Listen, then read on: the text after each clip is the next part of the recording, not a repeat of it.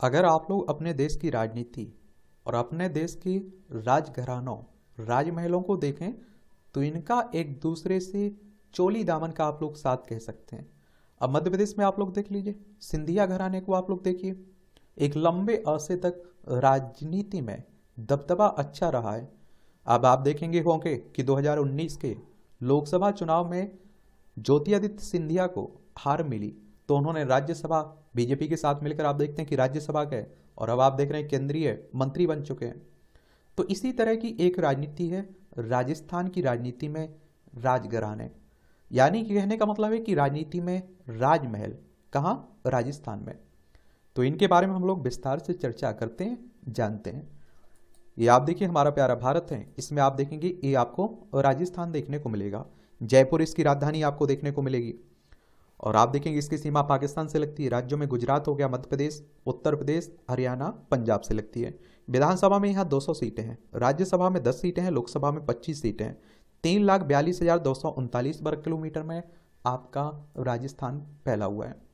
तो आप देखिए राजस्थान नाम का राज्य 30 मार्च 1949 को सिटी पैलेस के दरबार हॉल में जन्म ले रहा था। और आप देखेंगे कि उसमें मनोनीत मुख्यमंत्री हीरालाल शास्त्री एक हैरानी भरे दृश्य के रचयिता बन रहे थे। स्वतंत्रता की लड़ाई लड़ने वाले योद्धा जय नारायण व्यास और आप देखें कि मानिकलाल वर्मा और गोकुल भाई भट्ट सहित कितने ही नेताओं के लिए बैठने तक की व्यवस्था नहीं की गई थी। समारोह की अग्रिम पंक्तियों में राजे महाराजे, जागीरदार, ठिकानेदार और आप देखेंगे नवाबों के साथ साथ बड़े नौकरशाहों और अभिजात वर्ग के लिए स्थान आरक्षित किए गए थे। और यह देखकर कांग्रेस के नेता और स्वतंत्रता लाने में अग्रणी रहे नेता समारोह का बहिष्कार करके चले जाते हैं। किसी ने आज़ादी के आंदोलन में भागीदार रहे इन नायकों को रोकने, मनाने या फिर वापस लाने की कोई कोशिश नहीं की। और देश की आज़ादी के बाद आप देखिए बहुत सारे राजा महाराजा गुस्सा हो रहे थे, वो नाराजगी व्यक्त कर रहे थे कि उनके अधिकार बने रहें, वो राजा महाराजा कहलाते रहें। आगे आप देखेंगे कि ये अपना दबदबा बनाए रखना चाहते थे। हैरानी की बात यह है कि उस समय वहां देश के उप प्रधानमंत्री और गृह मंत्री सरदार वल्लभ भाई पटेल मौजूद भी थे। राजस्थान की राजनीति में अगर राजघराने देखें तो पहले मुख्यमंत्री पद और बाद में मंत्रिमंडल गठन को लेकर 1949 में कांग्रेस के नेताओं में कटुता और विवाद का शुरू हुआ सिलसिला 2023 तक रुकने और थमने का नाम नहीं ले रहा है। इस कलह ने हीरालाल शास्त्री को जाने का पर विवश किया और 20 जनवरी 1951 को जय नारायण व्यास नए मुख्यमंत्री तय हुए और जिन्होंने आप देखें 26 अप्रैल 1951 को शपथ ली थी। फिर आप देखें इस साल प्रदेश की 160 सीटों वाली विधानसभा के चुनाव तय हुए जो 1952 में हुए थे। और आप देखिए लगातार अंतर विरोधों और कलह के से ग्रस्त कांग्रेस इस चुनाव में हारते हारते बची और आप देखेंगे उसे 82 सीटें ला सकी। ये आज़ादी के बाद लगभग आप देखिए बात हो रही थी। स्पष्ट बहुमत के लिए 81 सीटों की जरूरत थी। इस चुनाव में रजवाड़े भी लड़े और उनकी पसंद राम राज्य परिषद थी और जिसमें आप देखिए 24 सीटें जिसे मिली थी। तो राजा महाराजे भी चुनाव लड़ रहे थे। इस चुनाव में सबसे दिलचस्प रहा मुख्यमंत्री जय नारायण व्यास का 2 रजवाड़ों के सामने बुरी तरह हारना। वे 2 जगह लड़े और दोनों जगह पूर्व राजघरानों के प्रतिनिधियों से हार गए। और आप देखते हैं कि कांग्रेस में जब तक सिंधिया थे इनके राजमहल से तय होते थे बंटवारे, टिकट के बंटवारे कि किसे कहां से चुनाव लड़ना है। और इनके नाम पर आप देखिए इनके घर का नौकर भी चुनाव लड़ गया ना तो वो भी चुनाव जीत जाता था। जोधपुर में महाराजा हनुमंत सिंह से और जालौर इस सीट पर एक माधो सिंह से हनुमंत सिंह स्वतंत्र लड़े थे और माधो सिंह रामराज्य परिषद से लड़े थे। प्रदेश की लोकतांत्रिक राजनीति को राजघरानों की यह शुरुआती चुनौती और चेतावनी थी। फिर आप देखेंगे कि लोकतंत्र का राग राजस्थान की धमनियों में बजने लगा। रजवाड़े लगातार अपनी भ्रिकुटियां ताने रहे और जागीरदारों ने सरकारी प्रशासन का कामकाज करना तक मुहाल कर दिया। फिर आप देखेंगे इन हालात को पंडित जवाहरलाल नेहरू के समय समझा गया और ना ही लाल बहादुर शास्त्री के कार्यकाल में। और इंदिरा गांधी प्रधानमंत्री बनी तो उन्होंने 4 अहम कानूनों के माध्यम से बड़े बदलाव लाकर राजशाही के ऊंचे धुरों को पूरी तरह से समतल कर दिया और वे आम आदमी के बराबर हो गए। और आप देखेंगे कि ये बदलाव क्या थे। एक तो आप देखते हैं कि पीवी पर्स कानून लाकर राजघरानों को मिलने वाला पैसा और विशेष सम्मान बंद कर दिया गया। किसके समय? इंदिरा गांधी के समय। सीलिंग एक्ट के माध्यम से उनकी जमीनें भूमिहीनों को देना, वेपन एक्ट के माध्यम से राजघरानों को के लोगों का हथियारों से सुसज्जित रहना बंद करना, आम लोगों में भय को समाप्त करना, गोल्ड एक्ट के माध्यम से उनकी परंपरागत संपन्नता पर रोक लगाना, ये किसने किया? इंदिरा गांधी ने किया। आजकल यह प्रश्न अहम है कि राजघरानों का मोह भाजपा के प्रति क्यों जा रहा है, क्योंकि आजकल आप देख रहे हैं कि अधिकतर राजघराने भाजपा के साथ जुड़ रहे हैं। तो इसमें आप देखिए उनका वैभव धूमिल हो गया है, गिलोरी अतीत की एक लोरी बनकर रह गई है, वे आम नागरिक के बराबर हो गए हैं। कौन? राजा रजवाड़े। रजवाड़ों को यह बात आज भी सलती है, और वो बात जो रजवाड़ों को आज भी सालती है। राजस्थान के राजघराने और भाजपा की बात करें तो इतिहासकार और रजवाड़ों की राजनीति के जानकार प्रोफेसर राजेंद्र सिंह खंगारोत बताते हैं, किसी के भी विशेष अधिकार छीनते हैं तो वह सत्ता विरोधी हो जाता है। यही बात राजस्थान के राजघरानों के साथ भी थी, और कांग्रेस के कार्यकाल में उनके विशेष अधिकार छीने तो उन्होंने ऐसी पार्टी के साथ तालमेल बैठाने के लिए तलाश शुरू की जो उनके अधिकारों की रक्षा तो नहीं तो कम से कम उन्हें छीने तो नहीं, यानी कि उनके अगर उन्हें अधिकार नहीं दे रही है, उनकी अगर कुछ नहीं कर रही है, तो कम से कम जो अधिकार मिले हुए हैं उनको ना छीने। और वे पहले राम राज्य परिषद और फिर स्वतंत्र पार्टी से जुड़े। स्वतंत्र पार्टी का विलय हुआ तो बाद में भारतीय जनसंघ, और आप देखेंगे कि भारतीय जनता पार्टी से यह जुड़ाव सहजता होता चला गया। कुछ राजघराने कांग्रेस में भी गए, और किसी भी राजघराने के बूढ़े व्यक्ति से राजस्थान में मिले तो वो साफ कहेंगे कि कांग्रेस ने पहले उनका राज छीना, फिर जागीरें छीने, फिर पीवी वर्ष खत्म किया और विशालकाय कृषि भूमियों से वंचित कर दिया, शस्त्रहीन कर दिया, और वे इसके बाद भी नहीं रोके, और उसने हमारे सोने चांदी और हीरों वाले बहुमूल्य आभूषणों से हमें विहीन कर दिया। और आप देखें कुछ लोग इसे समाजवाद की आंधी कहते हैं और कुछ लोग आज़ादी के बाद की समता भी कहते हैं। लेकिन इन हालात के बाद राजस्थान की राजनीतिक सरजमी पर राजशाही के कुछ फूल कुम्हला गए, कुछ सूख कर झड़ गए और कुछ अपने होने के लिए खिले रहने की कोशिश भी करते रहे। लेकिन इसके लिए फिर से खड़े होने का समय आया भैरव सिंह शेखावत और वसुंधरा राजे के कार्यकाल में।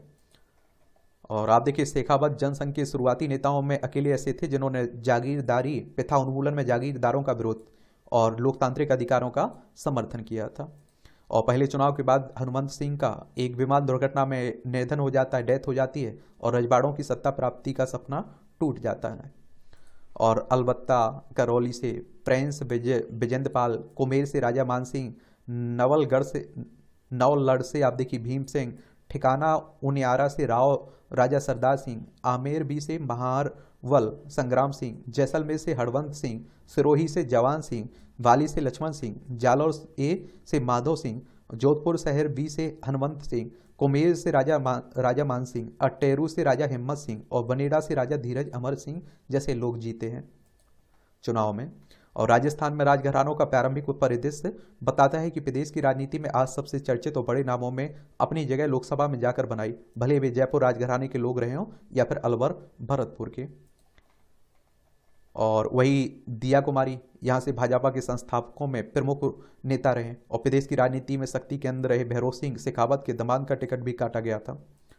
एक और बकाया टिकट घोषित होने के समय का है। जयपुर के परकोटे में किताबों की एक दुकान पर एक सहीन कॉलेज शिक्षक से मिले। बात चुनाव की चल निकलती है तो जयपुर के सियासी आबो हवा के बारे में बताने लगते हैं। इस बार टिकट दिया कुमारी को, वह राजघराने से हैं, और वे एक शेर सुनाते हैं, शहजादी तुझे कौन बताए तेरे चिराग कदे तक कितने महराब पड़ती हैं कितने दर आते हैं। जयपुर के पूर्व महाराजा ब्रिगेडियर भवानी सिंह और पद्मनी देवी की इकलौती बेटी दिया राजसमंद ने लोकसभा सदस्य हैं, और इससे पहले वे सवाई माधोपुर से भाजपा की विधायक भी रही है। और आप देखिए महारानी गायत्री देवी ने दी थी इंदिरा गांधी को चुनौती।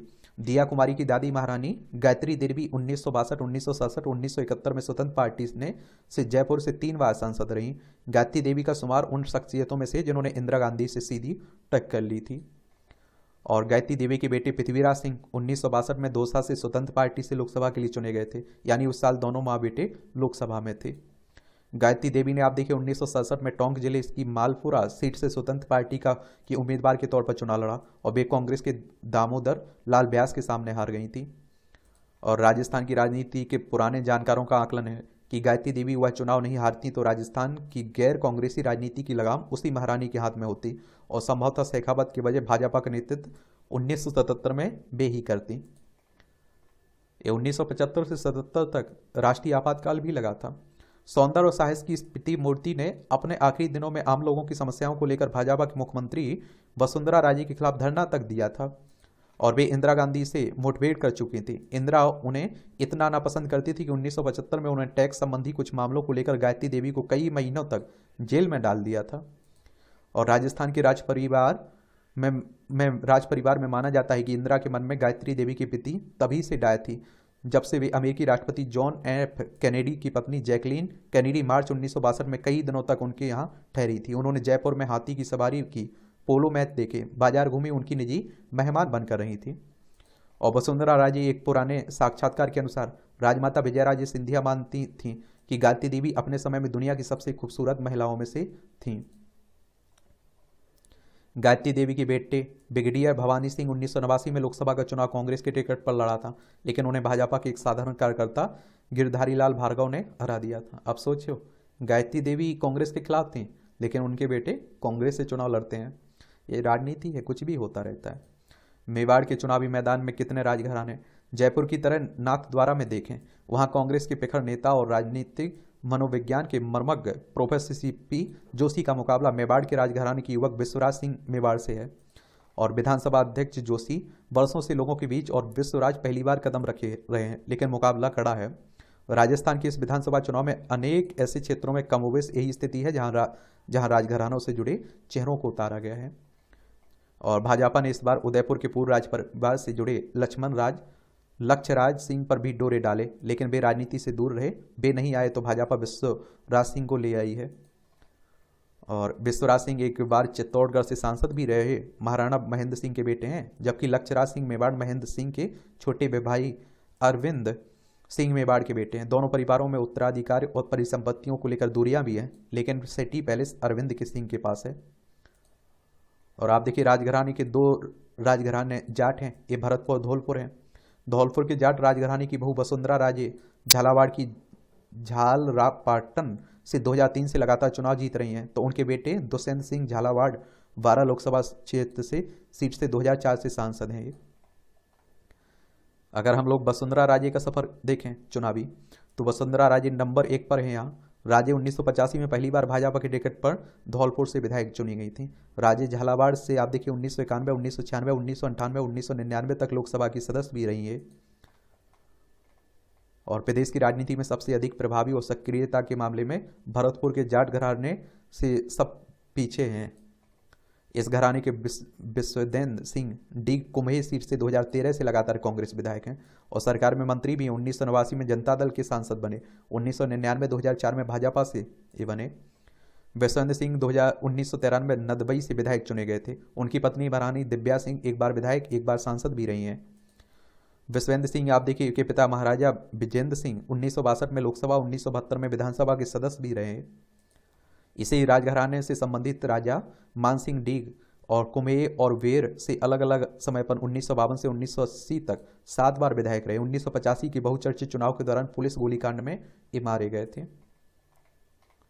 राजा मानसिंह की बेटी कृष्णन और कौर दीपा 1985, 1990, 2003, 2008, 2013 में विधायक रही हैं। इस बार भाजपा ने उनका टिकट काट दिया। वे 1991 में लोकसभा की सदस्य भी चुनी गई थी। इसी राज परिवार के अरुण सिंह 1991 से 2003 तक लगातार 4 बार विधायक रहे हैं, एमएलए रहे हैं। भरतपुर राज परिवार के गिरिराज शरण सिंह उर्फ बच्चू सिंह पहले लोकसभा चुनाव में सवाई माधोपुर से विजय हुए थे। बीकानेर से लंबे समय तक महाराज करणी सिंह 1952 से 1972 तक के चुनाव में लगातार लोकसभा सदस्य चुने जाते रहे। अब उनकी पुत्री सिद्धि कुमारी बीकानेरपुर से विधायक हैं, वो इस बार भी चुनाव मैदान में है, चुनाव लड़ रही हैं। अलवर राजघराना भी प्रमुख रहा। भंवर जितेंद्र सिंह अभी कांग्रेस के बड़े नेता और राहुल गांधी के करीबी बेहद हैं और वे 2 बार आप देखते हैं कि विधायक और 1 बार सांसद भी रहे। प्रधानमंत्री मनमोहन सिंह की सरकार में केंद्र में मंत्री भी रहे। उनकी मां युवरानी महेंद्रा कुमारी भाजपा की सांसद भी रह चुकी हैं। जोधपुर राजघराना शुरू में बहुत प्रभावी था। हनुमंत सिंह विधानसभा का चुनाव भी जीते और लोकसभा का भी। उनकी पत्नी राजमाता कृष्णा कुमारी 1972 से 1977 तक जोधपुर से लोकसभा की सदस्य भी रही हैं। हनुमंत सिंह और आप देखिए कृष्णा कुमारी के बेटे गज सिंह भाजपा के समर्थन से 1990 के उपचुनाव में राज्यसभा भी पहुंचे थे। कृष्णा कुमारी और आप देखते हैं कि हनुमंत सिंह की बेटी और हिमाचल प्रदेश की कांग्रेस नेता चंदेश कुमारी जोधपुर से सांसद भी चुनी गई।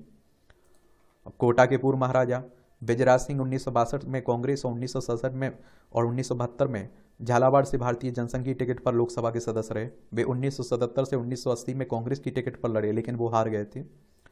विजयराज सिंह के बेटे इज्जेराज सिंह 2009 में कोटा लोकसभा सीट से कांग्रेस के टिकट पर चुने गए थे, लेकिन 2014 में वर्तमान लोकसभा अध्यक्ष ओम बिरला के सामने हार गए थे। इसके बाद इज्जेराज और उनकी पत्नी कल्पना देवी भाजपा में शामिल हो गए।